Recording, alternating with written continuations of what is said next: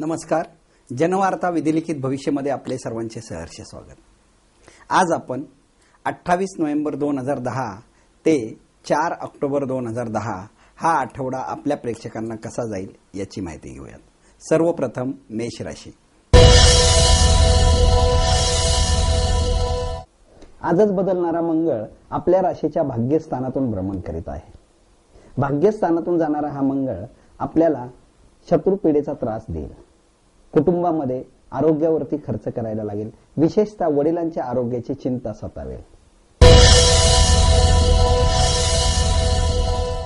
वृषभ राशी. वृषभ राशीच्या अष्टम स्थानातून होणारे मंगळाचे भ्रमण, मंगळाबरोबरच बुधही अष्टमात आहे, त्यामुळे पोटाशी संबंधित त्रास संभवतात. कुटुंबामध्ये शस्त्रक्रिया संभवते. एखाद्या जवळच्या नातेवाईकासाठी औषधोपचारावरती खर्च करायला लागेल. आठवडा धावपळीचा आहे. वैद्यकीय खर्च वाढवणारा आहे. मानसिक ताण देणारा आहे.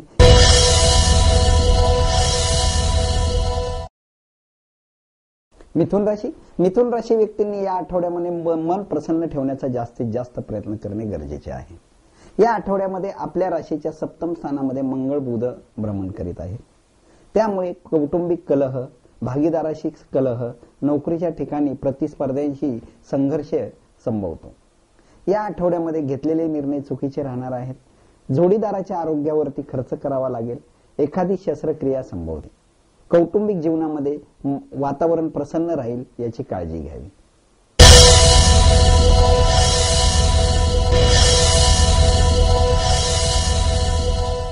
कर्क राशी. कर्क राशीच्या षष्ठ स्थानातून होणारे मंगळाचे भ्रमण या आठवड्यामध्ये आपल्याला अत्यंत शुभ फलदायी आहे. अचानक धनलाभ होईल. दूरच्या अंतरावरून चांगली बातमी ऐकायला मिळेल. प्रतिस्पर्ध्यांवरती मात कराल. या आठवड्यामध्ये घेतलेले निर्णय फायदेशीर ठरणार आहेत. अनपेक्षित अचानक चांगल्या संधी चालून येतील. या आठवड्यामध्ये तुम्ही आर्थिक दृष्टीने केलेली गुंतवणूक भविष्य काळामध्ये अत्यंत लाभदायक ठरणार आहे. सिंह राशी. सिंह राशीच्या पंचम स्थानातून होणारे मंगळ बुधाचे भ्रमण या आठवड्यामध्ये संतती प्राप्तीचा आनंद आपल्याला देईल. प्रेम संबंधातून कलह संभवतात. वाद होणार नाही याची दक्षता घ्यावी. प्रिय व्यक्तीपासून या आठवड्यामध्ये थोडे दूर राहणे फायद्याचे ठरेल. आठवड्यामध्ये अचानक धनप्राप्तीचे योगही जुळून येतील.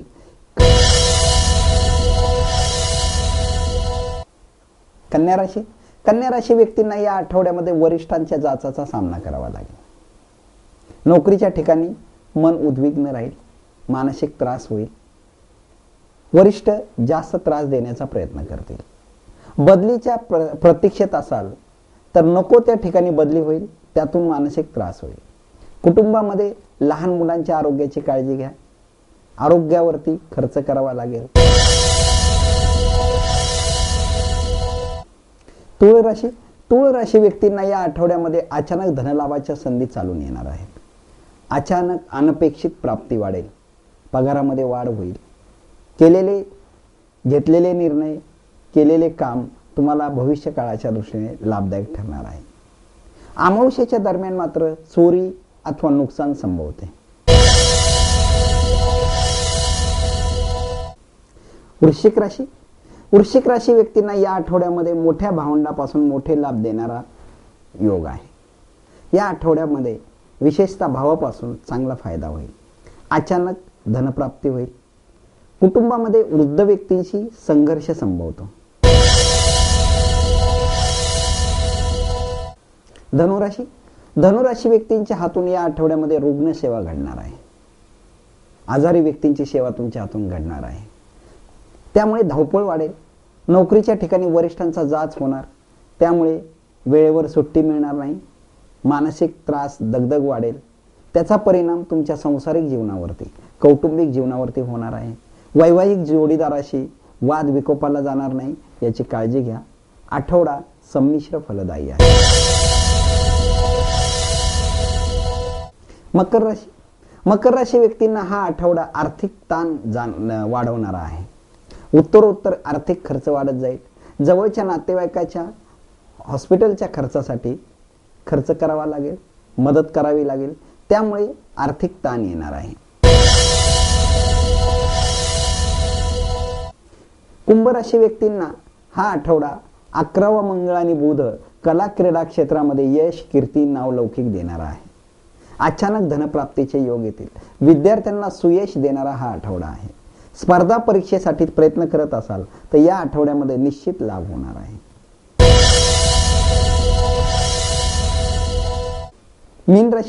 मीन राशीच्या दशम स्थानामध्ये होणारी मंगळ बुधाची युती व्यावसायिक दृष्टीने, आर्थिक दृष्टीने फसगत घडवणारे आहे. व्यवसायामध्ये घेतलेले निर्णय त्रासदायक ठरणार आहेत. वरिष्ठांपासून त्रास होईल. कौटुंबिक जीवनामध्ये कलह होतील. या आठवड्यामध्ये केलेले प्रवास फायदेशीर ठरणार आहेत.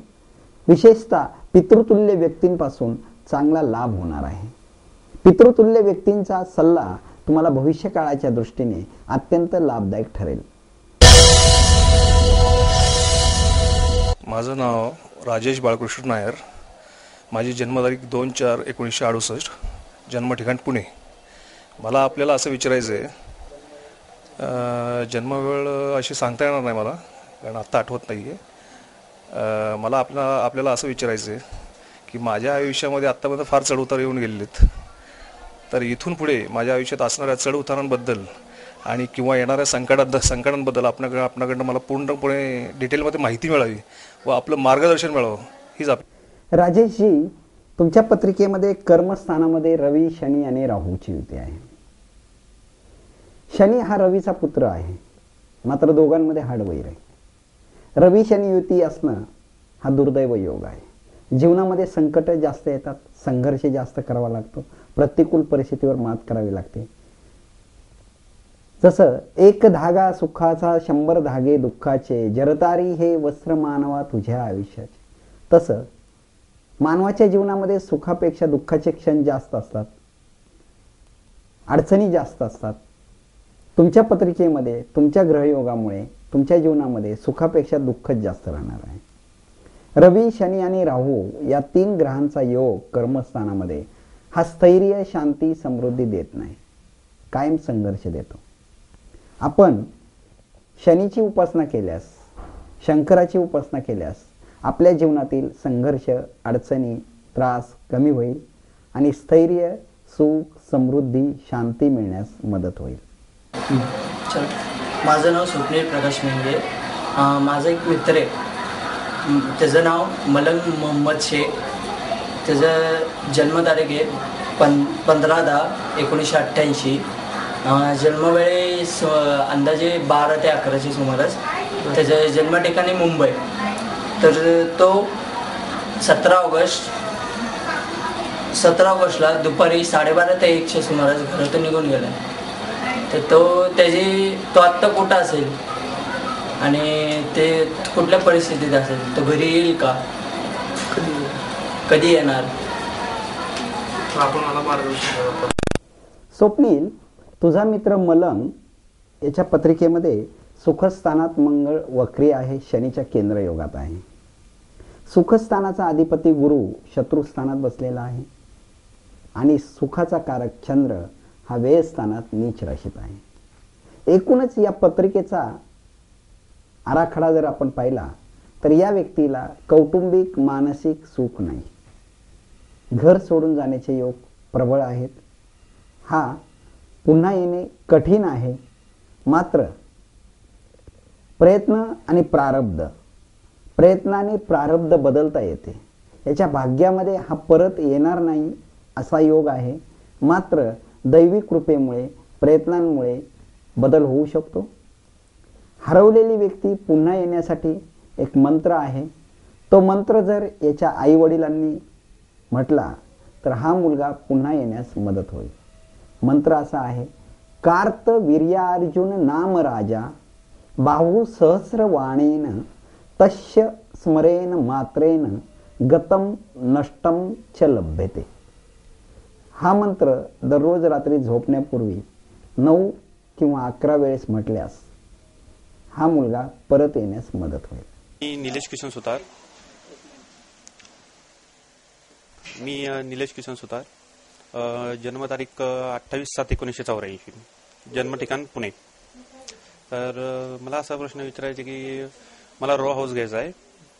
आता मी गाडी घेतोय, तर माझं काम कधी होतील? निलेश, तुझ्या पत्रिकेमध्ये सुखस्थानात हर्षल केतू आहे. हा स्थिर वास्तू देत नाही.